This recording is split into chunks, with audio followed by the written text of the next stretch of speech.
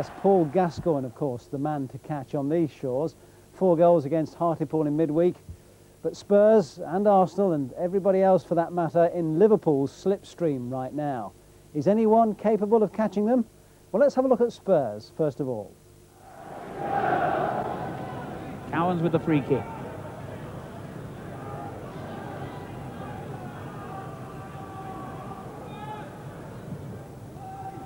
Platt. What a magnificent goal by David Platt. His 7th goal of the season. And so far, in the battle between England's 2 brightest stars, David Platt is most definitely ahead. Playing some nice football now, Villa. And it goes to Olney, and Platt's up there with him. Away by Sedgley. And that was dangerous from Howells, and Olney, a flat bowler.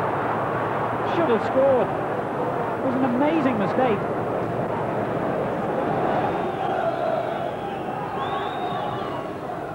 That's a good kick as well, and Nabbit climbed highest of all. Yes!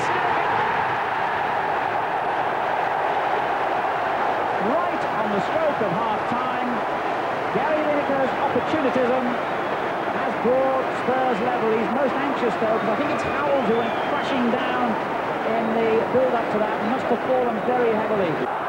And Walsh for Spurs. On to Allen. Allen's in the clear. Yes! Paul Allen gets his first goal of the season, and Tottenham are in front. They're much taller than Jensen. In fact, the difference in height made the push that the referee ruled a little more obvious than perhaps Pallister thought it was. It's a free kick to Forest, and Les Sealey will wonder here. Remember in the past when Sealey was with Luton that Nigel Clough, the number 9, put a long-distance free kick beyond the goalkeeper, and Stuart Pearce, who's coming at it from the other side, possesses a fearsome strike. Like that! A fantastic free kick for Nottingham Forest, and Pearce has done it again with 7 minutes gone, and Sealey on his 33rd birthday hardly saw it.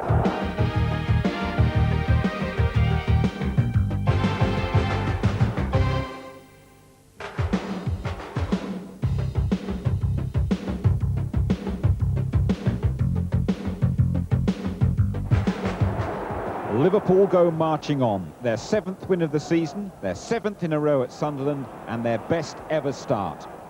Peter Beardsley in magnificent form, with a little touch for Ray Houghton, who leaves Tony Norman stranded for the only goal at Roker Park. 21 points out of 21. Can anyone stop the champions?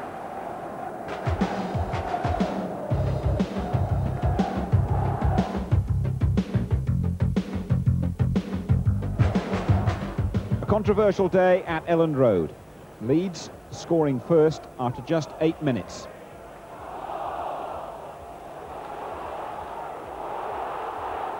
That's Gary McAllister, and an own goal from Arsenal defender Steve Bold.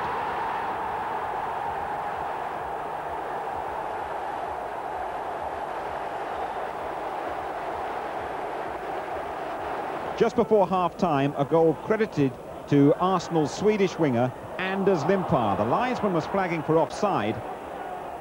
If we look here, could it be fullback Sterland with the final touch?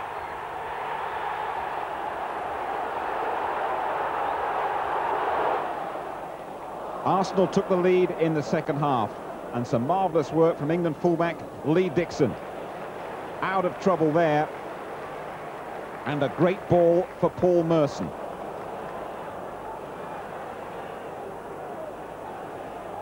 Limpar in on it once again, and if there's £1 million bargain, the Swede must be it.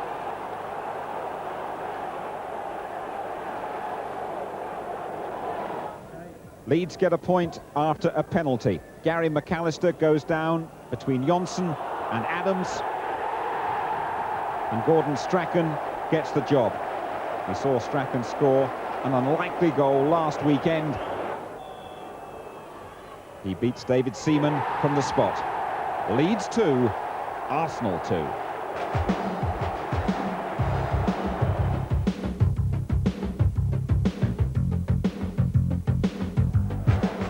Crystal Palace's Wright and Bright partnership claimed the points at Derby.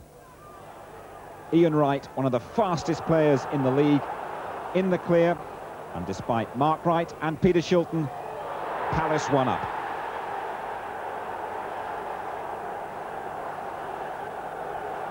2 minutes into injury time now. Glyn Hodges with the cross, Mark Bright the goal to confirm that Palace are a side to be reckoned with in the First Division. After 6 weeks they're up there in 4th place and still unbeaten. Derby dropped to the bottom.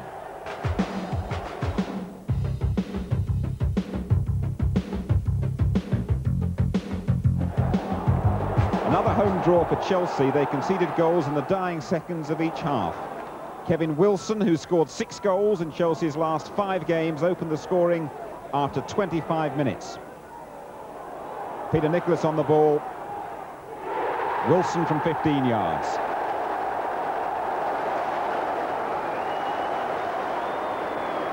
Three minutes later, a similar goal to the one we saw Chelsea score last week. Kerry Dixon strong in the air. Wilson again.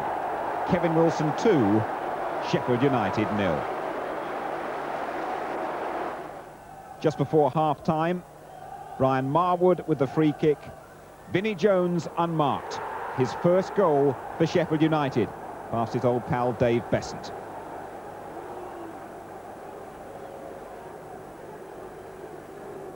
In the second half, the only goal came right at the end.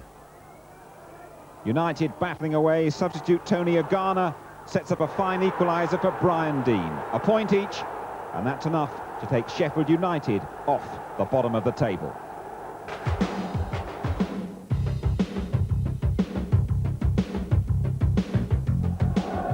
A good win for Coventry, with Steve Livingston opening the scoring against Queen's Park Rangers in the very first minute. Across from the former Liverpool man Kevin MacDonald, and 21-year-old Livingston heads home.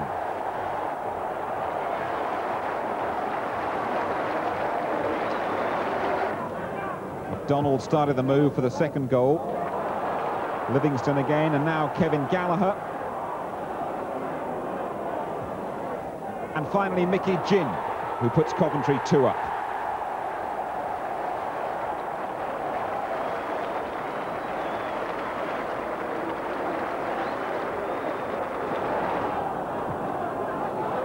Second half now, and Steve Livingston scores again, this time on the break, his second of the day, and Coventry's third. Who needs David Speedy, the Coventry forward, left out, apparently for disciplinary reasons. QPR got one back just before the end. Les Ferdinand claiming a consolation goal for Rangers.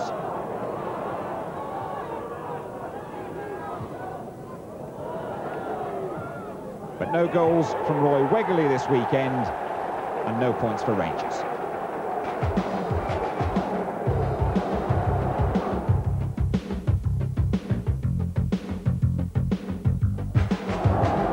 Everton followed up their first win of the season in the Rumbelows Cup in midweek with their first league win, this time against an erratic Southampton.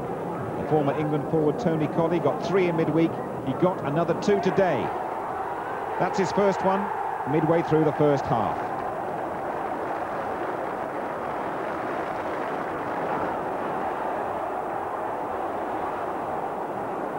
Six minutes later, McCall for John Ebrell. His shot deflected past keeper Flowers.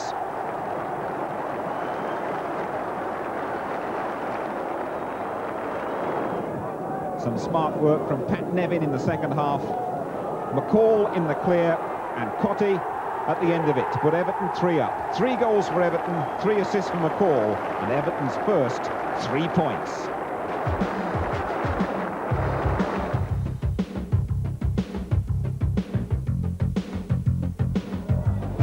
All the action late in the game here. City went ahead 13 minutes from the end. Corner from Ward. Substitute Clive Allen scored what looked to be the winner. Clive Allen had come on early in the second half.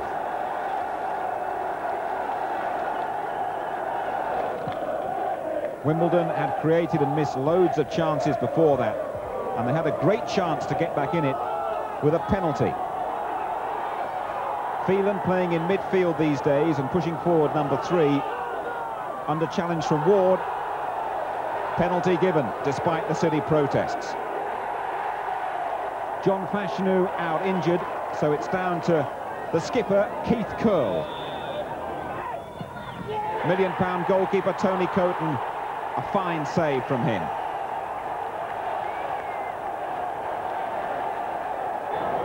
Wimbledon never know when they're beaten. The referee looking at his watch, and there's a dramatic late equaliser.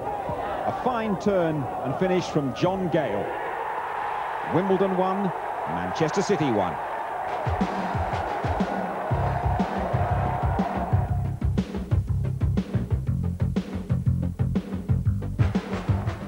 Norwich made a good start at Carrow Road.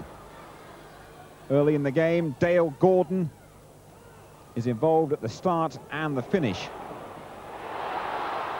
Alec Chamberlain can't hold it, and the home side a goal up.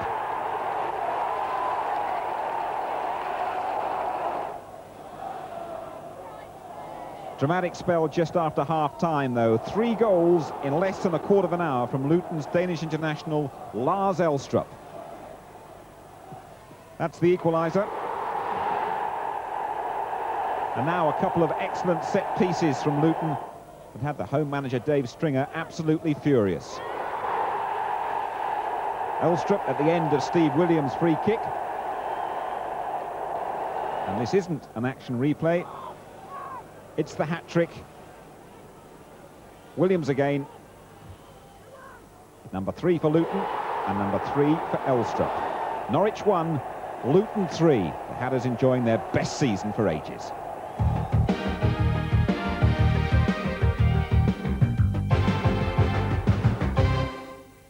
Elstrup, the away day specialist, but it is looking a bit grim for Norwich at the moment, isn't it?